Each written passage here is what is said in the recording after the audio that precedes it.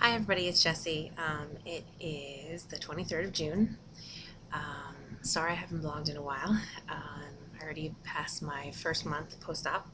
I had my doctor's appointment on June 17th, and I weighed in on the 17th, and I've lost, as of the 17th, which was 1 month post-op, I lost 36 pounds. I'm down to 293. I've weighed in a little bit since then, since it's been a couple days, and the scales kind of differ a little here, a little there, but I'm around the same, maybe a couple pounds less. I would say I'm probably almost close to 40 pounds down since my surgery. So I would say, around that 292, 293 area. Anyway, so I had said a while back that I was going to kind of share some information and sort of help everybody out who was really, just kind of coming out of surgery and then, the weeks phasing in to food and whatnot after. And I was going to show you some things and tell you about what my doctors had to say and whatnot.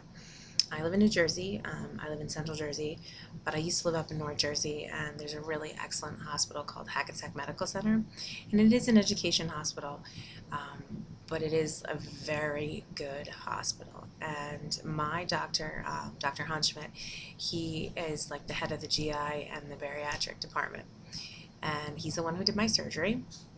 I have to say I've met some people since my surgery. I met a woman recently who actually used to work for the same company, the same school that I do, and she's lost a ton of weight, but she can't eat. She had her surgery in January, and she can't keep any kind of protein down. She said, I'm losing a lot, but I throw up constantly, and I'm happy to say, knock on wood, that I've only gotten sick twice. Once was my own fault, I believe, because I tried turkey cold cuts for the first time, and I didn't chew well enough. And so it was only like a couple snippets, and it was no big deal. And then the other time, I went out to eat, and we had scrambled eggs with cheese, which I've made at home before, and it was no problem. But, when you go to a restaurant, they use the giant griddle and the oil and everything else, so I have a feeling that's really what kind of pushed it over the edge. So I have to say overall, like, I'm doing well, I can eat, I still have no appetite, so it's more of a, getting myself to eat just because I have to, that kind of thing. So let me just briefly get into, what's the best way to go about your coming home and everything. I have to say I didn't have to use a lot of pain medicine when I came home.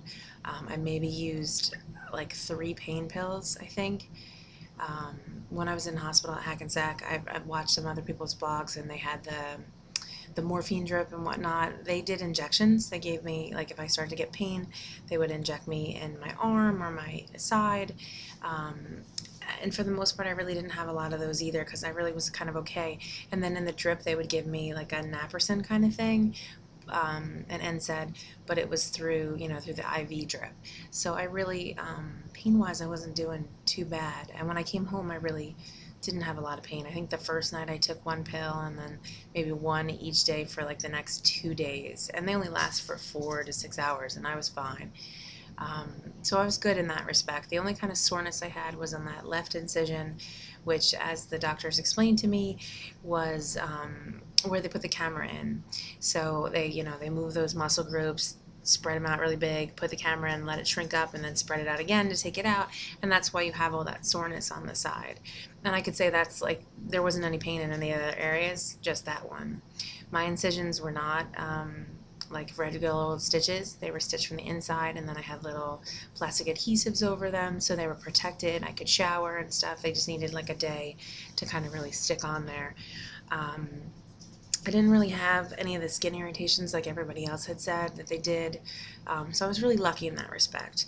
So when I came home, they basically said, the clear fluids, sugar-free ice pops, broth, Jello, what else? Diet juices with like Splenda and stuff like that in there, G2. Those are the kind of things that I sort of lived on, and at that point, you're supposed to do it for about a week. My first doctor's appointment was the Thursday after, and I came home on the Wednesday, so it was a little bit more than a week. And the nurses had said to me, you might want to supplement with food because you're going to you might feel like you're drowning because you're drinking so much. And that kind of was the case. And so I already got some information from the hospital as to what things that I could eat and whatnot. So I was able to kind of move a little bit into the next stage because I did feel like I'm like enough with the drinking already. So I tried really easy things, like I had a little bit of banana.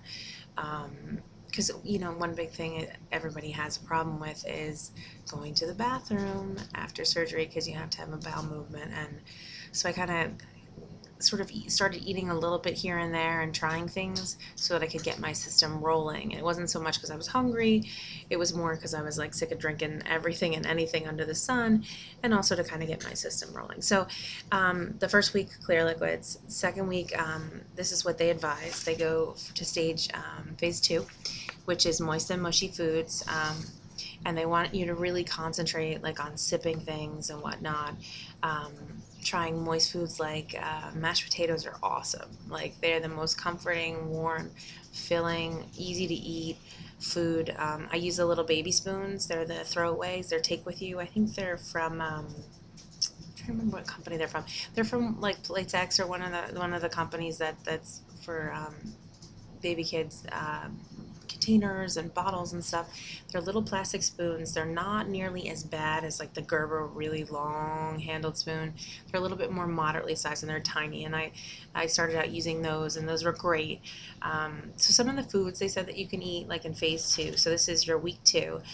Farina is really good. They said in the hospital, they said, oh, try oatmeal. And the doctors are like, no, no, no, no. Oatmeal is way too rough on your system to go through. So farina, cream of wheat, those are things like cereal-wise that you could do.